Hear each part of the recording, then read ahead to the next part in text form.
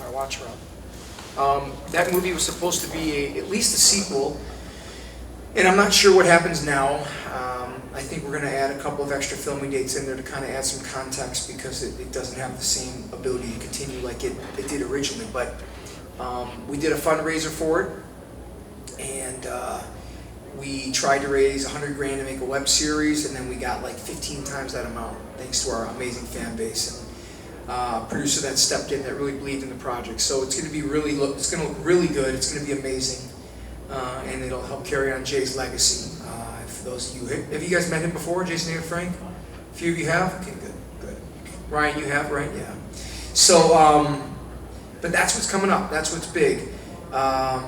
And we have some new projects coming out. There's a cartoon that I'm now doing called The Brush Brigade. If you go to brushbrigade.com, it's about the Tooth Fairy's wife, or Tooth Fairy's daughter, and her taking over the throne, and it's got a lot of fun elements of Power Rangers in it that it's going to be pretty cool. I think I gave a lot of you that card as well. So, but a lot of stuff. But we've enjoyed these conventions. You know, we get all over the world. Some shows are small like this one, some are much bigger shows, but nonetheless we always love coming out and meeting all the fans, and you guys have been amazing to us all these years, so thank you for your continued support for this, for our show. They had a mistake with the person that would be here helping to do the questions, so what questions do you guys have for me? I know I've talked to a bunch of you at the table, so you've probably asked a bunch, but who has any specific questions? I would like to know, let me pull up my questions. I know what you got. Yeah, this is your chance to be able to ask whatever on a much more personal level, which is pretty neat.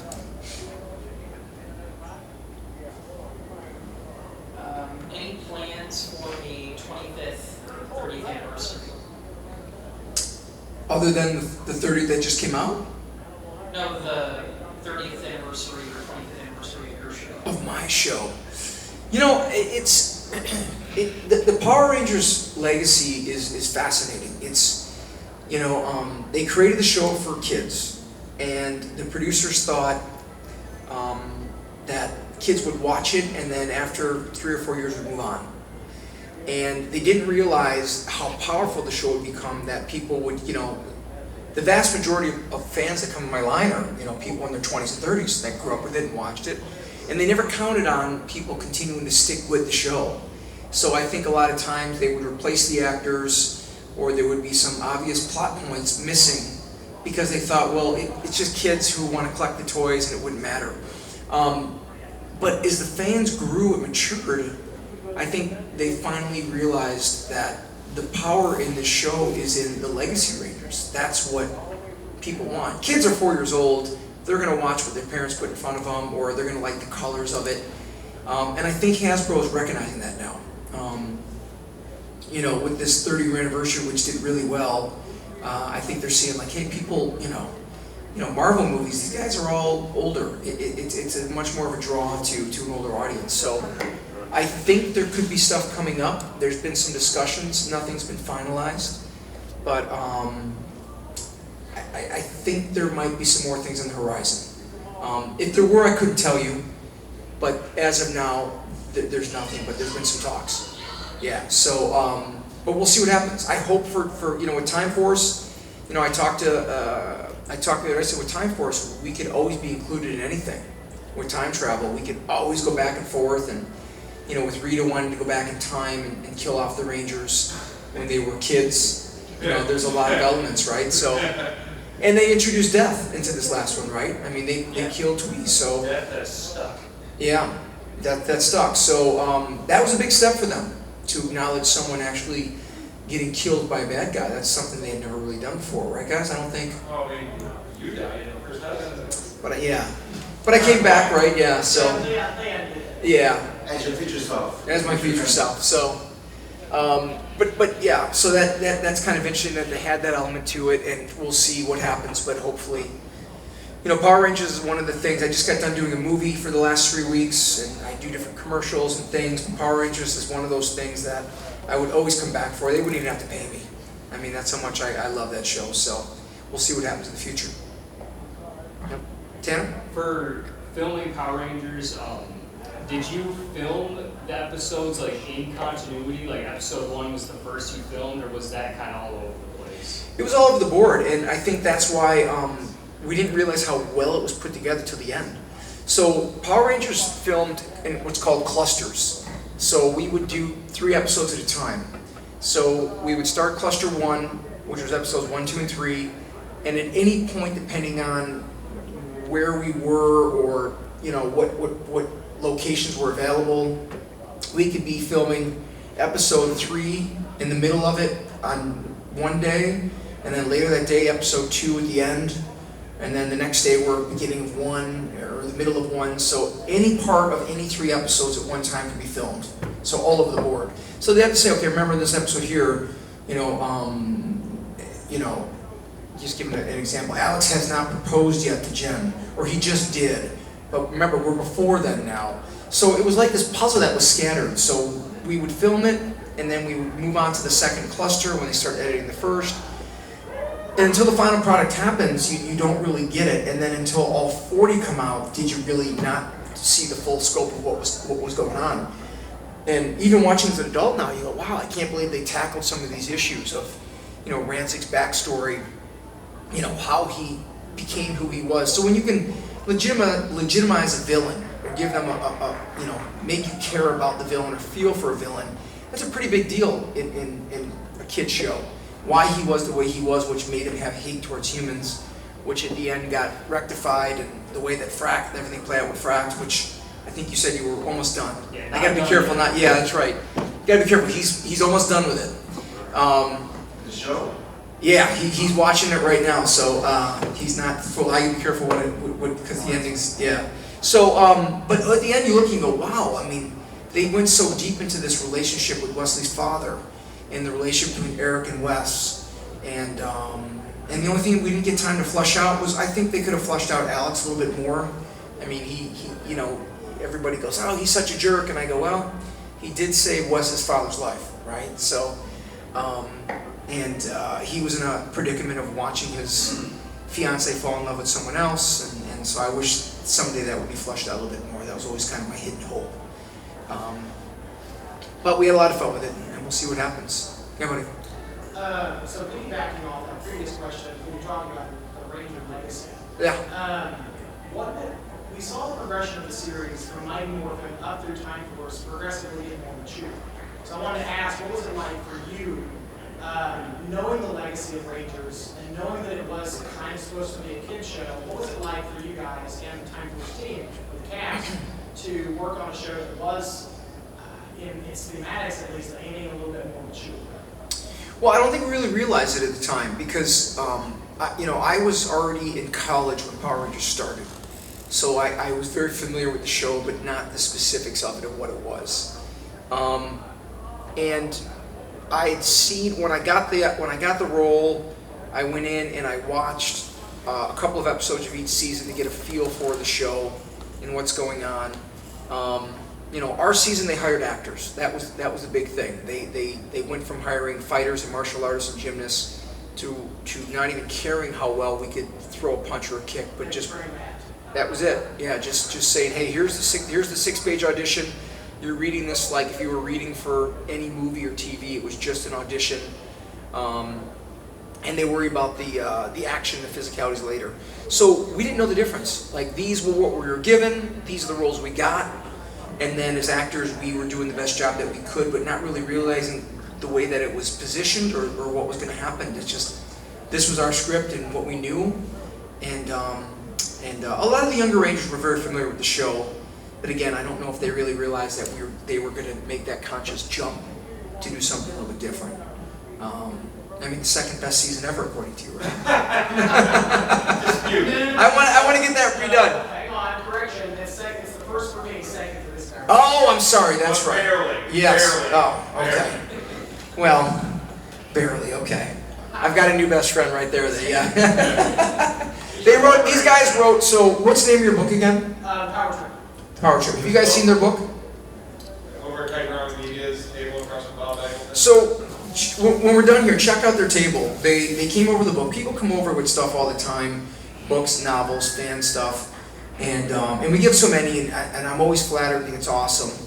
But we had a really in-depth discussion, and their stuff was really, really well done, and it really made me take notice because it really broke down the meaning of each season and what the general theme was for each, and it really goes through an honest depiction of the good season, the bad, and why they did or didn't like it. So, and I really like their stuff. So if you haven't gone over and see it, check out their stuff. It's really well done. I'm going to come on their podcast in a few months and talk a little bit more about Rangers because I love doing that. But for those of you who haven't seen the other seasons, it really goes through kind of what the other seasons are all about. Pretty good, yeah. Yeah, buddy. Was part of the process or really the experience of being on the show that maybe you wish more people knew about or more people would talk about? That I wish more people would talk about? You know, I don't know. I mean, it's become so big. You know, I love when people recognize that, you know, and that's something I always loved JDF for. He would always say, like, oh man, Time Force was like just a total, these guys were actors, and he always acknowledged that and gave the tip of the hat.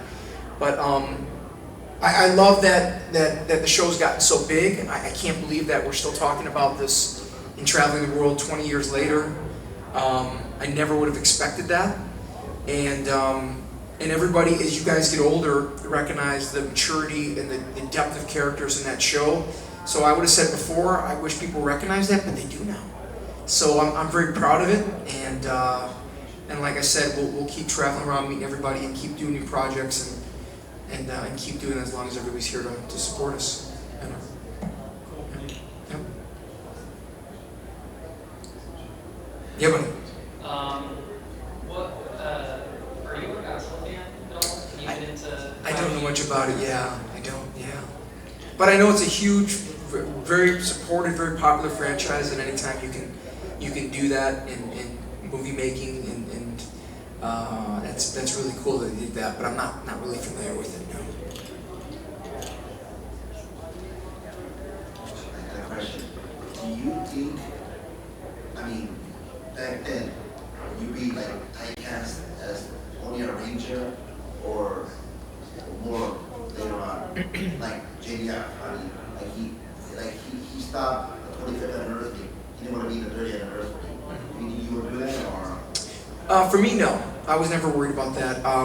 You know, at the time, I came from pretty humble beginnings, so I was waiting tables and catering and, you know, working at bars, trying to make money. So I was just happy to be working as an actor. I started doing some soap operas where I started slowly getting work.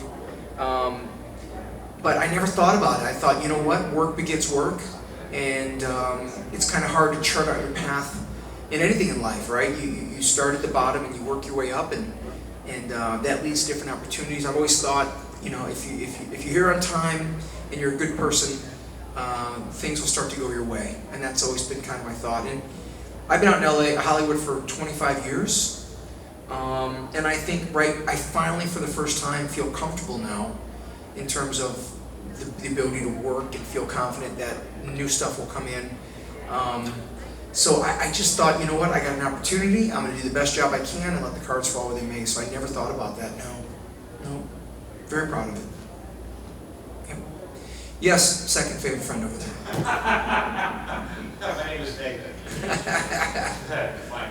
Yep. But anyway, when we did our research for the podcast for which became the article series, we read that you guys, like everybody on this cast, really got along, and there was none of the behind-the-scenes drama that often plagued the franchise at that point. So much so that there was talk of doing a Time Force movie. So you talked a little bit about, you know, like Once and Always and all that. So I was wondering, what would you have liked to have seen in a Time Force movie back then, I say right after the show, versus what you would like to see in a Time Force movie now? Well, I think great question. Back then, I think I would have wanted to find out how to put proper closure on Jen and Wes, because she left and it was done, And in one point it was like, it was such an incomplete ending. But then on the other point it was brilliant because it's so real life. You don't always get the girl, right? The death of a family member, they don't always just come back and like, whoops, so it's like there was so much finality in that. And at the time I was like, well, we gotta have closure on that. You know, they gotta be together and kiss and all that stuff. But now I'm like, God, that was awesome. Like they literally ended apart. That's real life. So back then I would have said, let's have them get together. How do we do it? Now I would want to see more about Alex and his backstory and what could have happened with that. How it continued when Jen went back to the future, what happened there. So I would want to see more of that now. Yeah, the Alex thing is big. I'm really pushing for them to make a Lightning collection of it. And you know, I thought for sure they would because you could just pop the other head on, you know. I mean, the heads come off, so but the backstory with Alex I think would have been fascinating and a whole different story you could have unfolded. Yeah. I do know the Boom Studios and comics have explored the Wes and Jen relationship a little bit. They made one called Sins of the Future. Yeah. That was centered around them for the most part. Yeah, they did. It wasn't as involved with Wes as I had wanted, you know. And then you had that Black Ranger come in. That was Alex's sister, which you know started touching on Alex a little bit, which was cool. But I wasn't excited that this new character came out of the blue. But you know, it's cool. They introduced it, and it was still touching on Alex. And you know, sometimes with that stuff, you don't really know what they're going to do because they're not consulting with you, but. There's been some talk of, like I said, of future stuff, and if I have a fingerprint on it all, it's gonna touch on some of those things. So, yeah, but How different was it to work on Resident Evil 6 compared to that? And then, like, did you play Res 4, Res 5 at all before? no, I don't. I'm not a gamer, although they're amazing. I know I would get sucked into it if I played it. So. Just remade a bunch of them. Yeah, so I was very familiar though, unlike Power Rangers, I was very familiar with the popularity of Resident Evil franchise. So when that happened, Capcom, you know, came in red, and they, at that point, the Time Force legacy started to build. So when I came in to read, they're like, oh my God, this is the red Time Force Ranger.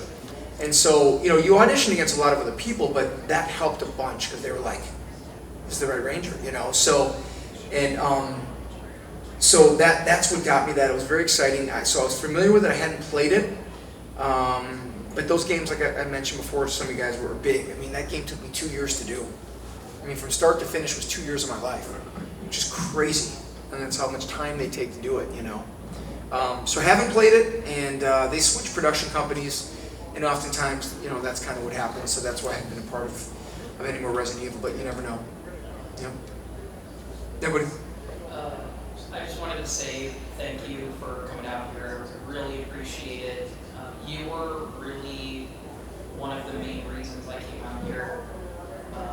Because I love just your character and you as a person. I always thought was really interesting. So. Well, thank you, man. I think it's funny, you know, as a young actor, you know, the roles you book in the beginning are pretty much you.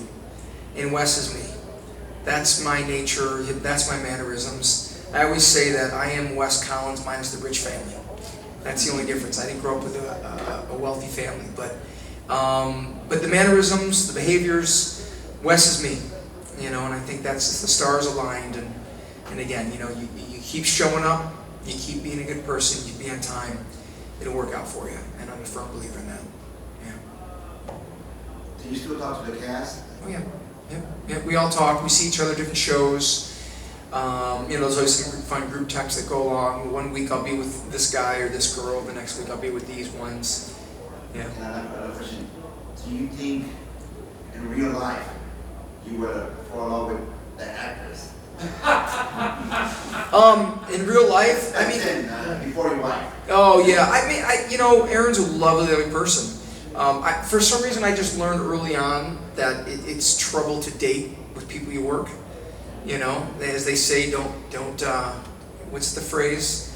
Don't poop where you eat, or yeah. So yeah, you want to stay away from, and I knew early on from obviously years of restaurants and stuff, when if you start dating people you work with and it goes astray, now you got to see them every day, and then you act like you're not looking at them, or if they're talking to someone.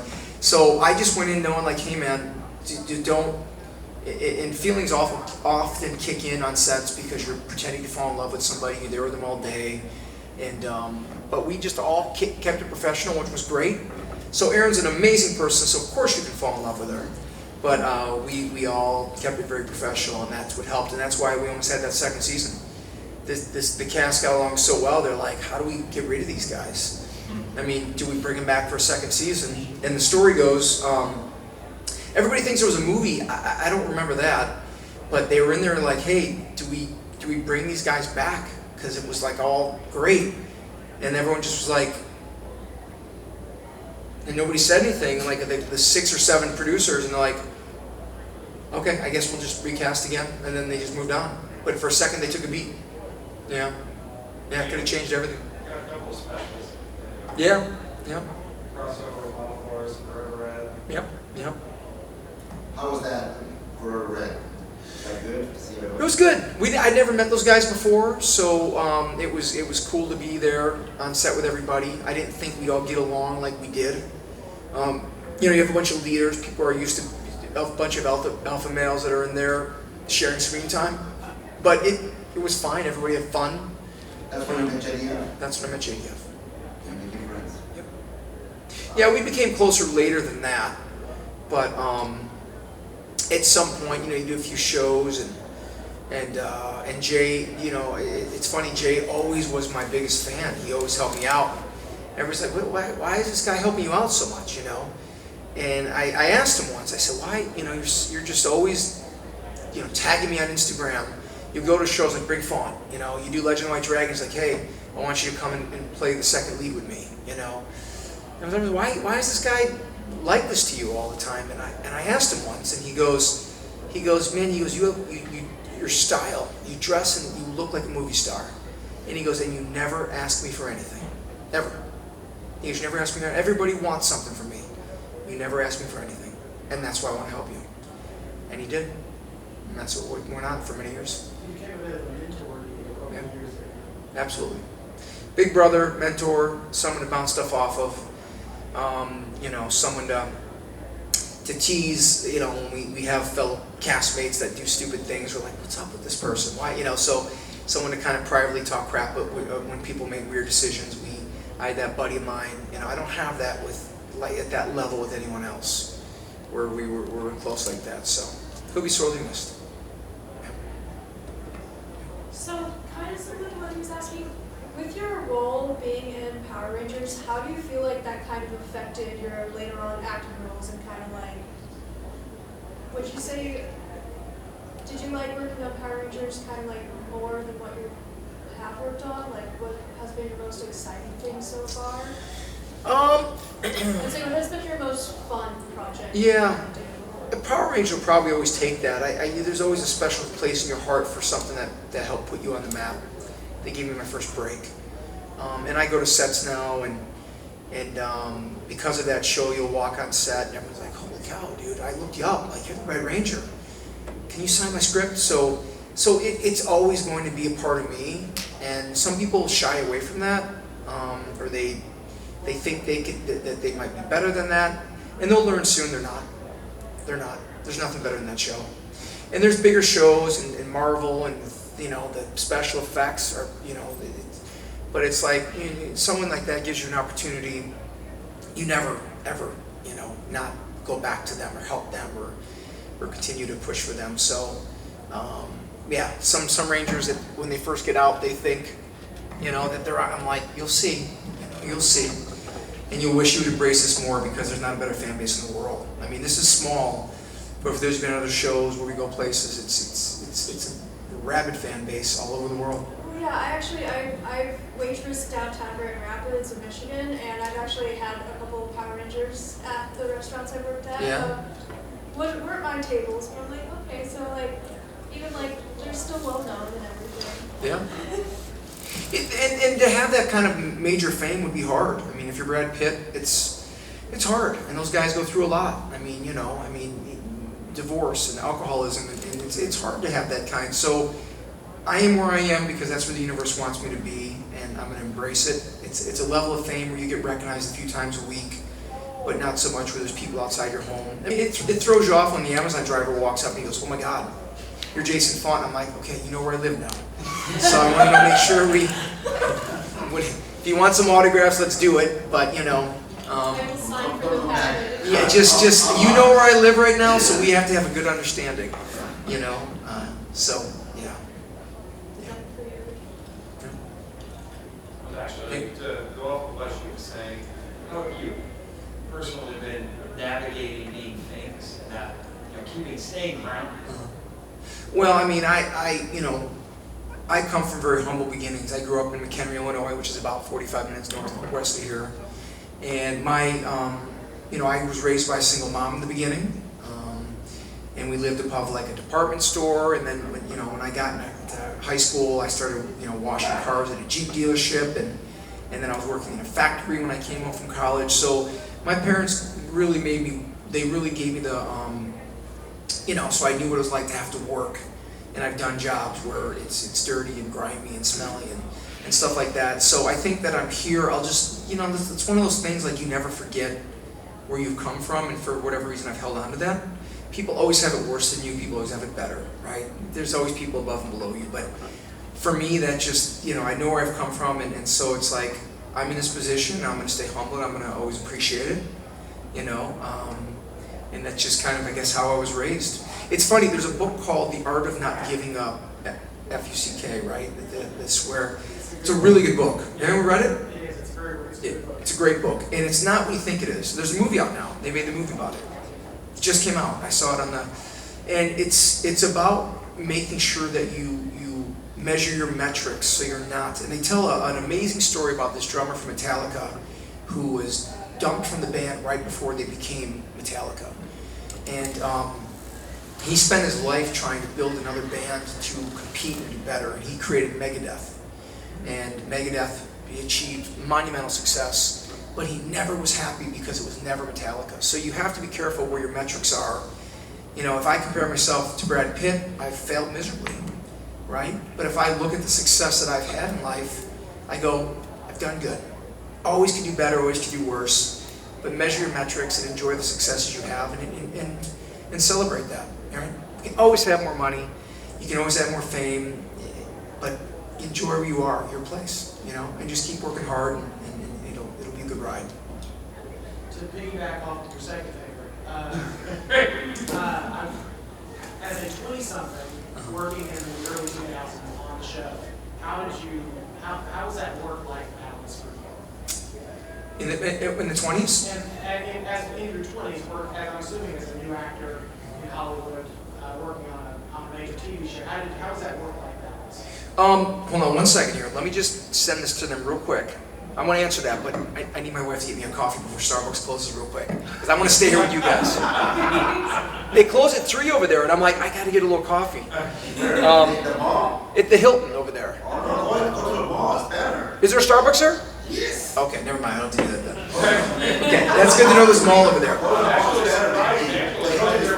Oh yeah, she's watching the table. More expensive than her mom. Oh, okay. The work-life balance is hard. When you're on a show, you really don't have much of a life. You're on set 8, 9, 10, 12-hour days, and by the time you get back home, I'm a workout rat, so I'm always working out. So you're at the gym. You have just enough time to shower, start learning lines, and it's very hard. I just got done doing a film for the last 3 weeks. And when you do that, you kind of disappear from your family, so it is difficult. You go into it as a young actor wanting to have this kind of success where you can, fly all over the world and meet fans. But you got to be careful. This is how I make a living. This is how I put the proverbial food on the table. But I've got 2 little girls, and you're chasing your dreams and enjoying the success, but you got to be there for them. So it's very difficult in Hollywood, because once you work, it's like for that 2-3 weeks or that year, you're just living that job. Yeah. So you got to try to find the balance. Yeah. What's it like to wear the suit, and can you actually like see out of it? Well, yeah. So the stuntmen always wore the suits. So did you ever wear it, or? Only in PR stuff, or there's a scene in there where there's a reveal Yep. that my helmet gets blown off. That was the only time. Other than that, it's just photo shoot stuff. So the helmet's like a limousine, right? You can see out, but you can't see in. It's got that kind of a glass plate or whatever that is, the visor. But the suit's fine. It's comfortable. It's like a leotard thing. You can move. You can breathe. I mean, you have to have someone unzip you if you have to go to the bathroom. But it's very rare that I'm in it. I do them for appearances at like big shows overseas. Like I'm doing a show in Singapore at the end of the year, and we have me going in and signing in suit. Would the suits you like used for that stuff, were those the same ones for the show, or are they like different ones? Yeah, there's designers that can make them now. Okay.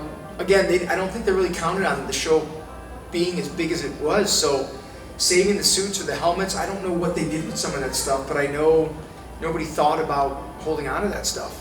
Yeah. Yeah. I wanted to ask you, have you ever seen your Super Sentai Time Ranger? Met him? You mean met him or seen the show? No, seen the show.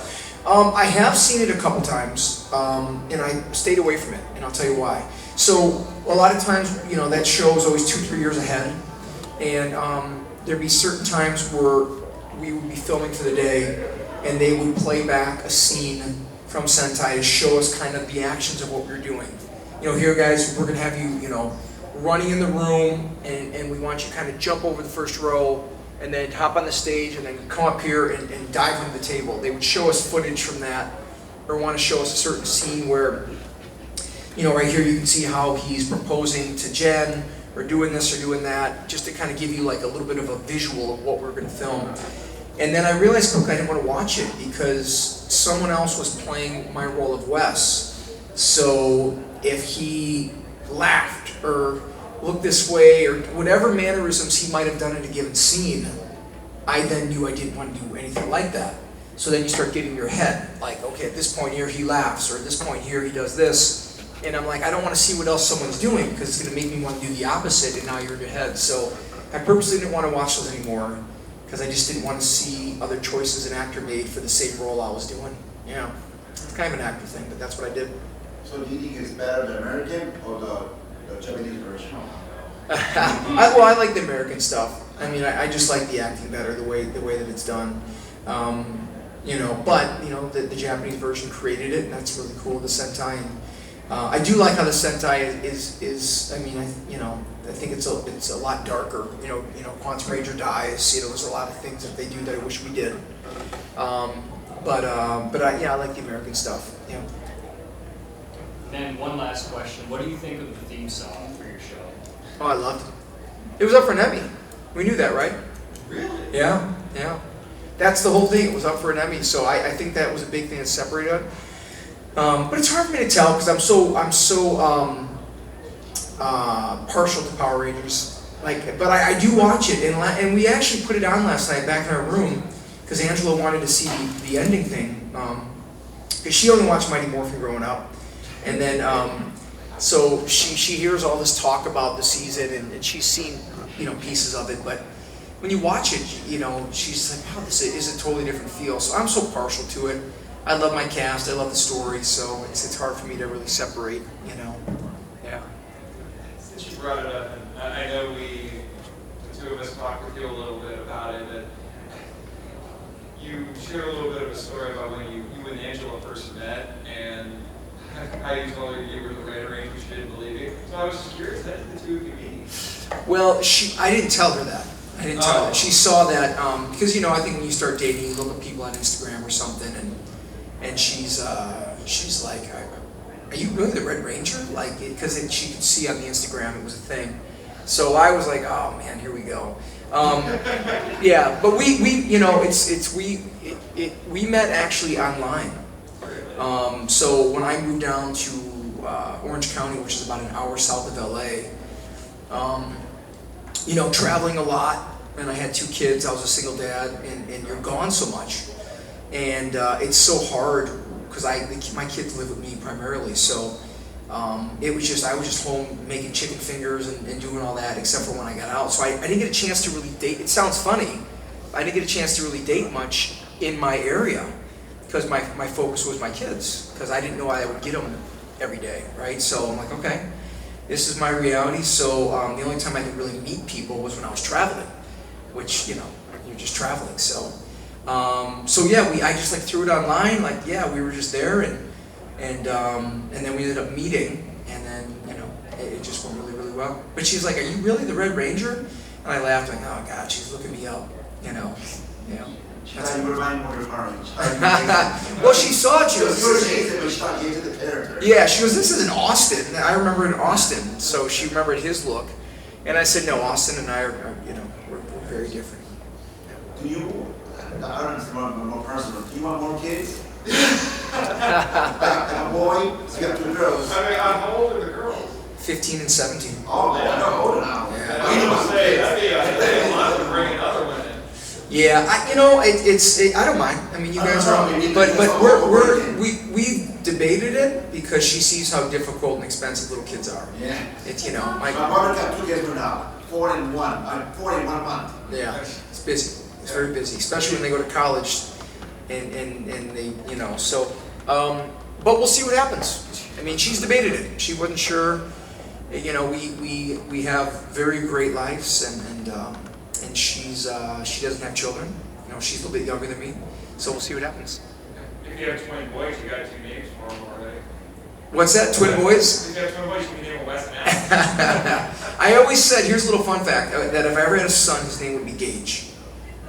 Gage Patrick, yeah, that would be the name of my son. So, which I named from the Kid from Pet Sematary, ironically. I remember that was where I saw that. That's a cool name. So you're a horror.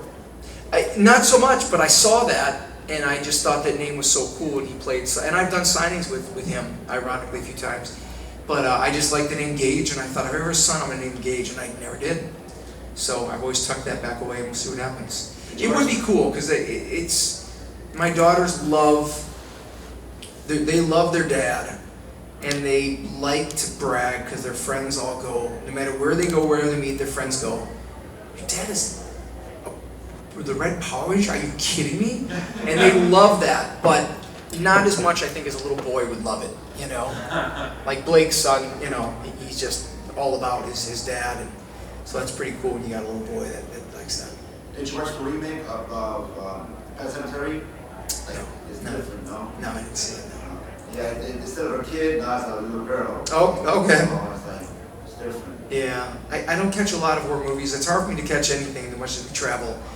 When I come back, it's if I'm not filming or doing something like that, where you unpack for like 3-4 days and you're packing back up again. I think we go to, where am I next weekend? Pennsylvania and Virginia.